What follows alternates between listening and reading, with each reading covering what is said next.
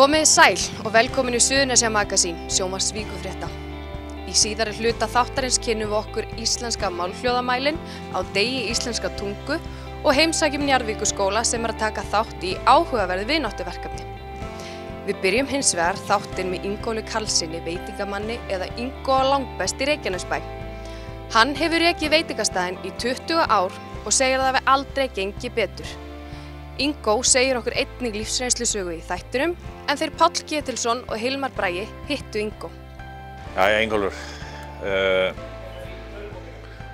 30 ár frá því að Langbest opnaði og við erum að tala skyndibitastað í Keflavík á Suðurnesjum. En þú tekur við rekstrinum 10 árum eftir að stofnandinn opnaði hann og ert hérna núna 20 árum síðar. Og segðu okkur aðeins frá hvernig gerist þetta? Já, þetta náttúrulega kom til 1997, þá er ég að vinna hjá Gunnari Friðriksssyni og Bergljótu Grímsdóttur sem höfðu þá rekið staðinn í 10 ár. Keyptu staðinn Axeli Jónssyni sem nú kallað faðir veitingastaðanna allra í Keflavík. Og við konan bara ákveðum að skella okkur út í þetta og þá hafði ég orðið atvinnulaus hjá varnarliðinu. Það var annarkvort að bara fara að vinna einhvers staðar annars staðar eða bara skellast út í þetta og við ákváðum að gera þetta. Hvað varst það að gera hjá Kananum? Matreiðslumaður. Og hafði verið þar í meira og minni 12 ár, sem sagt bæði hjá flugvöllum og sjóhöllum. Ótrúlega skemmtilegu tími og það var svo gaman að því að hvernig það tvinnaði svo seinna inn í okkar rekstur að þegar við áttum orðið 2 veitingastaði. En við byrjuðum hérna 1997 á Hafnargötunni og árið 2008 þá var haft samband við okkur aðilar hér sem höfðu tekið þá við varnarsvæðinu eftir að herinn fór 2006 og báðu okkur það eða hvort við hefðum áhuga því að koma og opna annan veitingastað hérna upp á Ásbrú. Og þetta var mjög spennandi verkefni og við ákváðum að skella okkur út í það en þetta er náttúrulega korter í hrun sem við förum út í það. Einhvern veginn gekk þetta allt saman upp. Þetta var ekki auðvelt, en gekk allt saman upp. Og hér sittum við inn í gamla Vendís, sem var nú veitingastaðurinn fyrir herinn í gamla daga og erum búin að vera hér síðan 2008 og erum með sæti fyrir 200 manns og hefur sennilega á þessu 20. rekstrar aldrei gengið betur með veitingastaði. En svona aðeins skyndibita menninguna eða matinn sem þú ert að gera hérna. Hvað búin að vera þetta lengi í bransanum, vinnandi fyrst á staðnum og svo sem eigandi? Hefur orðið ykkur þróun í skyndibita menningu? Þetta heitir skyndibitamatur og þetta segðu okkur aðeins svona hvað þér efst í huga með það? Já, sko, það er náttúrulega í grunninn hefur matseðillinn á Langbest nánast verið eins frá þeim opnaði 1986, ég held ég færi rétt með það, kannski bara getur Axel leiðrétt okkur með það hérna, hann hlustar á viðtalið nákvæmlega, það er á reiki ennþá hvenær þessi staður opnaði, en í grunninn er hann eins, þetta hafi verið pítsur sem sagt og svo hefur verið með grill líka, við höfum breytt sára litlu, við komum hér með mjög vinsælan rétt inn fyrir 10 árum síðan sem heitir kjúklingasalat og er mest seldi rétturinn okkar í dag og höfum reynt að keyra svolítið meira inn á heilsurétti, það er krafan hjá fólki í dag, yngra fólkinu að vilja fá eitthvað hollara. En það er gott að vera með stað sem heitir Langbest og þú getur komið inn og borða óhollt eða hollt. Og ég meina það gerir staðan okkar held ég vinsælan. En í raun og veru hefur lítið breyst, mjög lítið breyst sko á þessum 30 árum. Og en spurningin er alltaf hvort að maður eigi að fara að breyta. Við höfum talað lengi að endurnýja matseðilinn, að gera nýja matseðil. En það er eitthvað hik í okkur með það, af því að það er vont að fara að breyta ykkur sem að gengur upp. En það eru spennandi tíma framöndan og við erum búin að vera að vinna mjög markviss staði undanfarin 2-3 ár. Að breyta matseðlum. En það hefur bara ýmislegt komið í veg fyrir það, sem að maður hafi ekki náð að klára þau verkefni. Nú ertu búin að fá mjög mikið af nýjum viðskiptavinum sem eru náttúrulega hellingur útlendingar og náttúrulega líka ferðamenn utan Suðurnesja sem að fara til útlanda að gista hérna á Ásbrú og fá sér að borða hérna hjá þér kannski áður en farið flug. Hefur þetta ekkert haft áhrif á svona hvað þú býður upp á. Hafa ekkert komið óskir heyrið ekkert í útlendingunum og þeir vilja fá eitthvað annað heldur en þeir eru bara sáttir líka? Já, það reyndar þannig að sko afgreiðslan á Langbest svolítið sérstök og þú lappar hér inn og þú lappar að afgreiðslu, þú pantaði beint í afgreiðslu og svo maturinn borinn á borð. Það ekki þjónandi borð sem sagt Útlendingarnir þeir eru ekki vanir þessu. Nei. Og við höfum orðið var við það. En náttúrulega með tilkomu allra þessar samfélagsmiðla eins og TripAdvisor og fleiri, Facebook og þetta, þá fólk duglegt að láta heyra í sér og við erum sem betur fyrir siglum svona í hærri gæðunum, heldur en lægri gæðunum. En ég heyri það svona helst á þessum útlendingum, þau eru mjög ánægð með það að bara það sé einhver veitingastaður á þessu svæði yfir höfuð, því að þegar fólk komið hingað þá kannski langt að fara í næsta stað, en það mjög ánægt þegar að veita að það komið hér inn og færi gott að borða. Og þannig að við fáum ágætis dóma þar og erum bara held ég að standa okkur svona bara vel með það.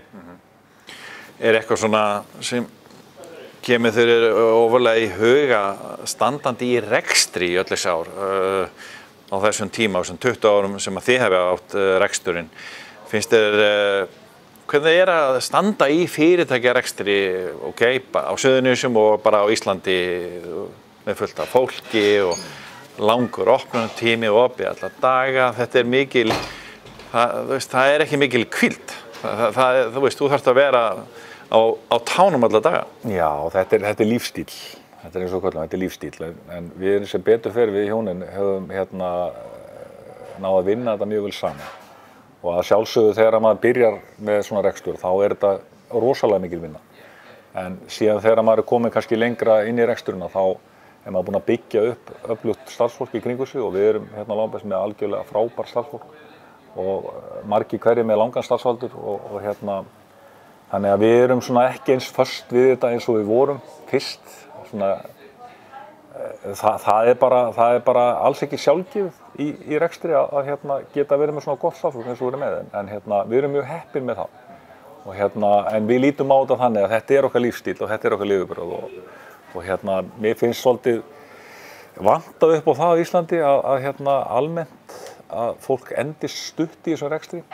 Það kannski einhver gróðasjónarmið sem að það hefur verið leiðarljósi að vera eitthvað stutt í þessu og selja síðan rekstur.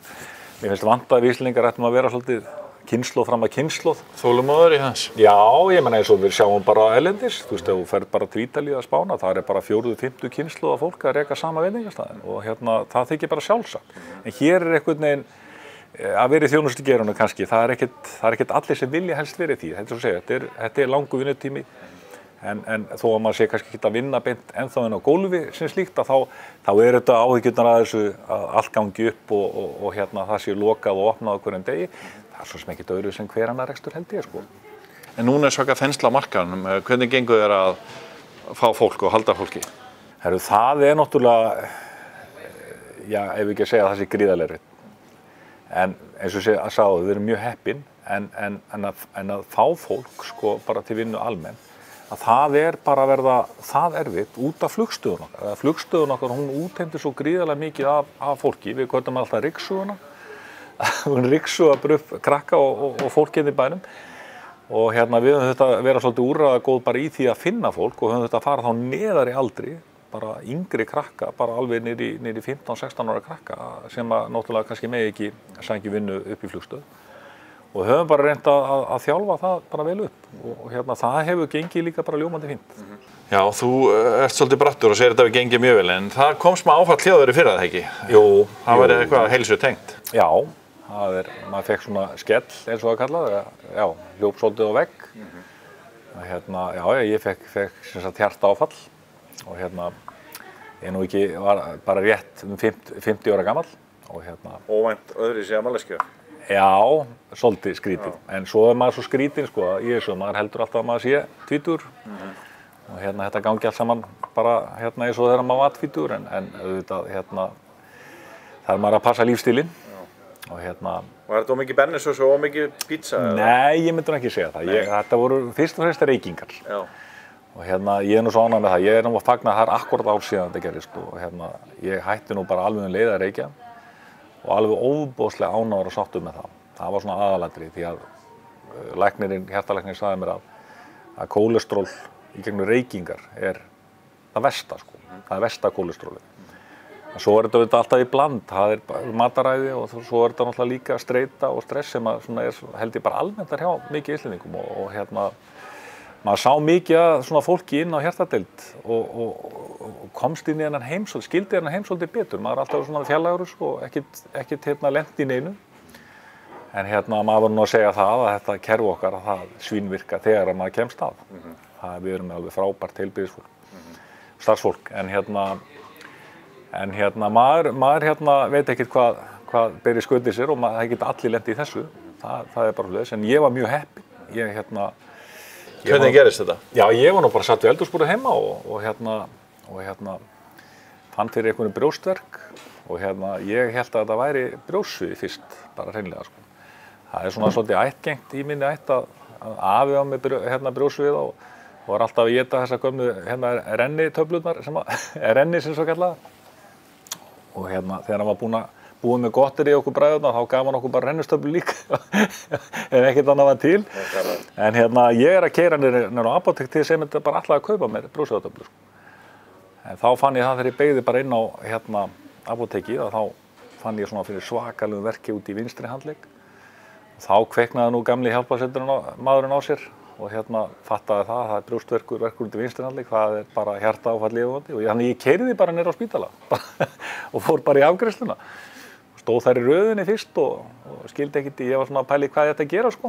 En þá sá nú kona sem betur verið hvað var að gerast í afgreiðslunni og Sá hún það á þér? Já, hún sá það á mér sko. Og þannig ég kom strax undir læknishendur sem ótrúlega þýddi það að það varð lítil skemmd sko. Þannig að ég var nú bara að koma frá hjartalækni þar sem ég var bara útskrifaður alveg. Þannig að maður tekur jú hjartamagnil, það nú margir sem taka það bara staðaldri. En alveg ótrúlega heppinn fyrst og fremst sko, fyrir það að hafa, þetta gerist á réttum stað á réttum tíma einhvern veginn. Það bara, svona maður pælir svolítið í því, að maður var heppinn. Manstu eftir einhverju á þessum tíma þegar þú ert komin á börurnar og hélstu, varstu hræddur? Já, þetta eins og segir sko, þegar fólk verður fyrir svona, þá held ég að það bregðist við á misjafnan hátt. Fyrir mér er það þannig að þú finnur fyrir því að þetta ekkert lengur í þínum höndum. Þegar sá tími kemur að þá ræður þú ekkert hvað gerist. Þetta bara í höndum einhverja annarra. Og það svolítið erfitt að horfa, að upplifa það, að finna það. En þá fann maður það alveg leið. Allir sem voru í kringum mann vissu nákvæmlega hvað voru að gera. Og sem betur fyrir, segi ég. En ég fór í svokallaða hjartaþræðingu og fékk stoðnett og bara nánast eins og nýr maður sko. En þá hafði þetta verið að hrjá mig líka svolítið langt á undan, ég held það. Ég fann fyrir mæði, ég var byrjaður að nota hjólið mitt aftur upp á nýtt alveg ósalega og ég skildi ekki hvað ég get hjólastutt. Ég var að horfa á marga jafnaldra mína skólabræður sem voru að mér fannst ég helmikið vera standi heldur en ég sko. Þeir voru að hjóla helmikið lengri en ég og ég var að skildi aldrei eitthvað það. En það var kannski bara byrjað að gerjast sko. Þessi kransaða stífla sem leiddi síðan til þess að maður fékk þetta áfall sko. En þetta samt líka þannig að þetta mjög algengt á Íslandi en samt búið að ná alveg gríðarlegum árangri sko. Þetta var eitt aðalorsök dauðorsök sko Íslandi bara fyrir 10-15 árum. Kransaða stífla, fólk bara fór úr þessu alveg í umvörpum sko. En það svona þegar fólk fær þetta þá það voðalega mikilvægt að það bregðist þannig við að taki þessu alvarlega og breyti lífsstílum helst sem fyrst. Og líka það að það sökkvi ekki niður, það líti frekar á að þetta er áminningin og það á bara að laga hlutin í kringu sig og halda á hann. Ég geri það. En ætlar þú að halda áfram að gera pítsur og borgara og annað eða ætlar að fara? Nei, ég meina, hvað á ég að gera nú? Það bara, við erum búin að vera í honum í 20 ár og við setjum svona alltaf niður á svona tímamótum og förum yfir það, hvað við erum að gera. Við erum bara í þessu og verðum bara áfram í þessu eins lengi og við getum.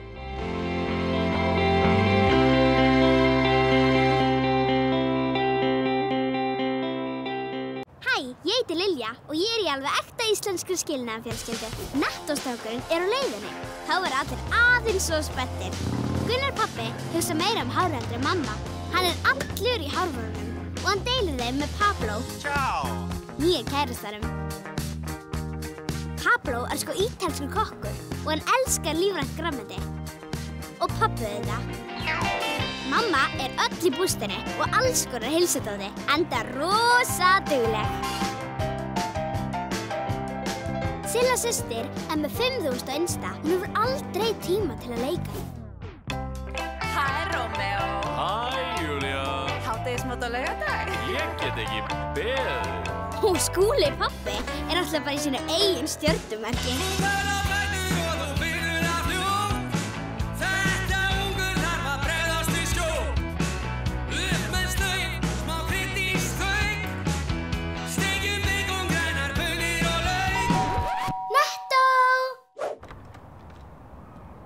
Tjá! Já, góðan daginn. Að koma vörurnar eitthvað frá internetinu, frá Netto. Þetta milli 37 og 39. Það allt í góðu. Mamma og pappi eru skild og búa hlið við hlið. Skilin. Viltu ekki bara koma inn? Sent eða sótt. Netto.is.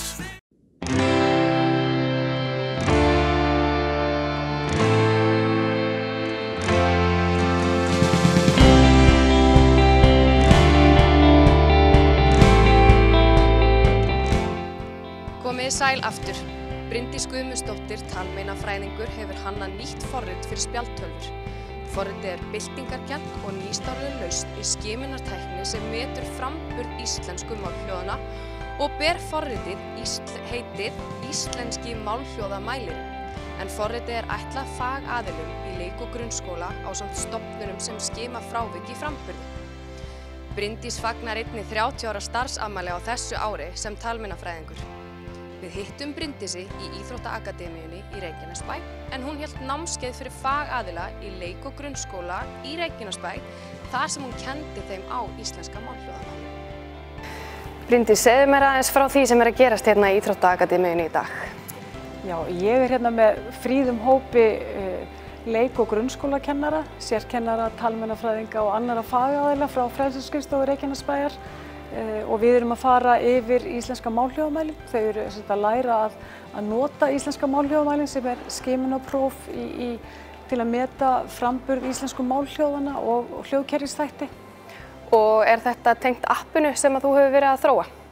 Já, þetta ég legg það þannig upp að fólk fær svona fræðilegan bakgrunn íslenskuna og máltökuna og hljóðferli og hvenær börn eiga að hafa náð ákveðnum hljóðum og svo framvegis.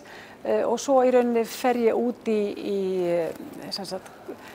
útskýri hvernig appið eða forritið virkar og við þjálfum svo saman í framhaldi en svo fer fólk heim á sínar starfsstöðvar og þjálfa sig áfram þar.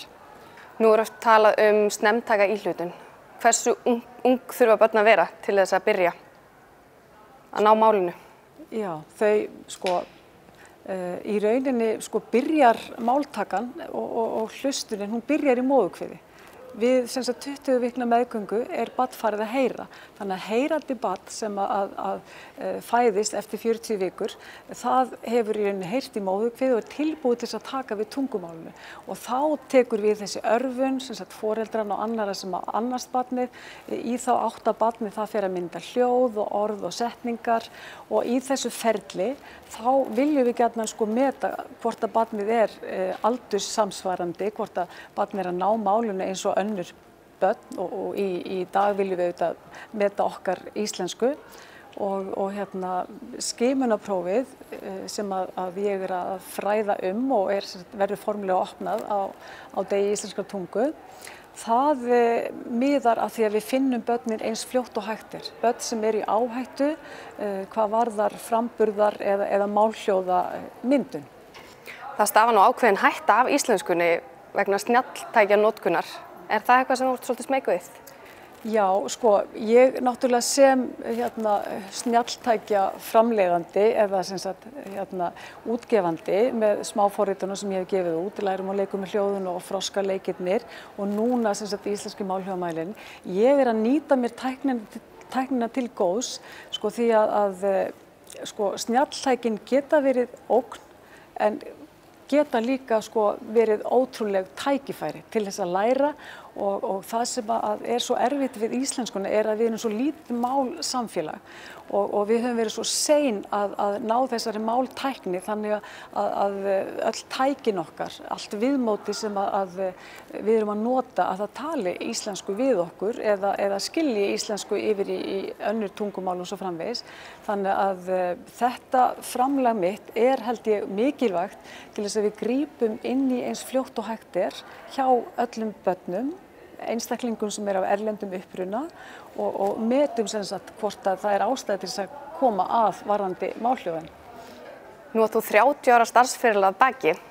Er þetta alltaf jafn skemmtilegt? Já, þetta frábært. Börn eru yndislega að vinna með og fólk, fullorðið fólk sem á við erfiðleika í tjáskiptum að etja, það afskaplega sko þakkar hvað ég segja, það svo óbúslega góð endurgjöfin, það svo gaman að vinna með fólki þar sem maður upplifir sko litlu skrefin verða að stórum skrefum og hvað þetta getur allt skipt miklu máli bara fyrir lífshammingi fólks. Skiptir mjög miklu máli. Vigdís Finnbogadóttir hefur verið ötull talsmaður íslenskunar og appið mun vera formulega vígt eða ekki að opna á morgun á degi íslenskrar tungu. Er ekki íslenskan svolítið mikilvæg í dag, sérstaklega í heimi snjalltækjana á YouTube? Jú, það óbúslega mikilvægt að við verndum máli okkar og ég afskaplega glöð að frú Vigdís getur gefið sér tíma. Þetta annasamur dagur en verður bara mjög skemmtilegt. En ég held að hún átti sig í gegnum sinn feril því að hún náttúrulega tungumálamanneskja. Hún átti sig á því hvað fylgir mikið í tungumálinu. Tungumáli ekki bara orð. Orðin þau tjá eitthvað, þau tjá tilfinningar, þau tjá og eru merki menningu. Og það sem held ég líka svo mikilvægt og ég að upplifa meira og meira í starfinu að með því að við skimum sko reglubundið börn sem eru í áhættu eða jafnvel bara öll börn á ákveðnum aldursstigum að þá erum við að grípa inn í miklu fyrr. Við erum að koma að með snemmtæka íhlutun. Við erum að draga úr áhyggjum foreldra sem vilja gjarna vita sko barnið mitt að mynda þau hljóð sem það á að geta mynda samkvæmt aldri, þannig að við getum svarað því og við erum líka komið í veg fyrir það og þá staðreynd sem rannsóknir að sýna að einstaklingur sem með málhljóðaröskun eða sem á erfitt með framburð, hann að fara inn í lífið, það stærri hópur sem mun ekki klára langskólana, það bara þannig, það eru þeir eru yfirleitt færri ári í námi, eiga mjög gjarnan erfitt með lestur og skrift, stafsetningu, eru oftar í starfi sem ófaglægt starfsfólk. Það líklegra að börnið þeirra séu líka með málhljóðaröskun, þannig að það eru ýmsir svona þættir sem að styðja það að við grípum snemma inn í og gefum öllum þessi jöfnu tækifæri. Verið velkomin í Hljómahöll, þar sem fullkomin aðstaða fyrir árshátíðir, veislur, ráðstefnur og viðburði af öllum stærðum og gerðum. Við þjónustum þinn viðburð frá A til Ö. Nánari upplýsingar á hljómahöll.is. Njarðvíkurskóli tekur nú þátt í vináttuverkefni Barnaheilla en verkefnið forvarnarverkefni gegn einelti fyrir leikskóla og fyrstu bekk í grunnskóla. Verkefni byggir á nýjustu rannsóknum á einelti og ákveðinni hugmyndafræði og gildum sem skulu samofin öllu skólakerfinu, auk raunhæfra verkefna fyrir nemendur, starfsfólk og foreldra. Markmið þess að fyrirbyggja einelti og byggja upp sterka einstaklinga. Veturinn 2017 til 2018 taka 15 grunnskólar í 6 sveitarfélögum víðs vegar landið þátt í tilraunavinnu með efnið. Eftir það verður efnið yfirfarið, gefið út að nýju og boðið öllum grunnskólum landsins. Verkefnið einnig liður í því að brúa bilið milli leik- og grunnskóla en nemendur á Gimli, sem heimaleikskóli Njarðvíkurskóla, halda áfram að vinna með vináttu þegar í grunnskóla komið. Helena Rafnsdóttir, deildarstjóri yngra stigs Njarðvíkurskóla, segir það sannkallaðan heiður fyrir Njarðvíkurskóla að vera tilraunaskóli í þessu verkefni. En verndari vináttuverkefnisins forseti Íslands, Guðni T.H. Jóhannesson. Þetta tilraunaverkefni í vetur í skóla, í grunnskólum. Þetta búið að vera á leikskólum síðan byrjaði tilraunaverkefni þar 2014 og var þá boðið öllum leikskólum og núna fengu 15 skólar í 6 sveitarfélögum að taka þátt í tilraunaverkefni vetur sem verður svo boðið skólum eftir veturinn. Þannig að við erum svona prófið þetta áfram og sjá hvað þurfa að laga eða breyta eða hvort þetta sé bara flott eins og þetta er. Já, eins og til dæmis Gimli náttúrulega okkar heimaleikskóli og þar kynntust við verkefninu og fengum það lánað og fjallum alveg fyrir því og þegar við vissum að væri fyrir að fara að útbúa svona verkefni fyrir grunnskóla þá höfðum við samband við Barnaheill og athuga hvort það væri möguleiki við getum fengið að vera þáttakendur sem við fengum og erum að innleiða það í dag og fengum Krissa, löggu, til að hjálpa okkur við það og Lúlla, löggumása og því krakkarnir þekkja hann svo vel og okkur fannst alveg tilvalið að tengja saman því Krissi kemur inn í skóla með forvarnarvinnu og þetta er náttúrulega forvarnarverkefni, þetta vinnuverkefni þannig að við erum mjög spennt að fara að vinna með þetta. Hasavanæja túna ég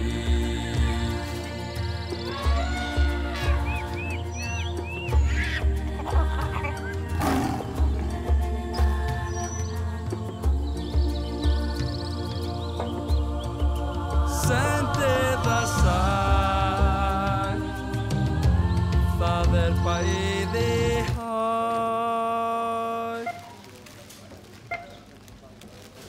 Maður segir sótt.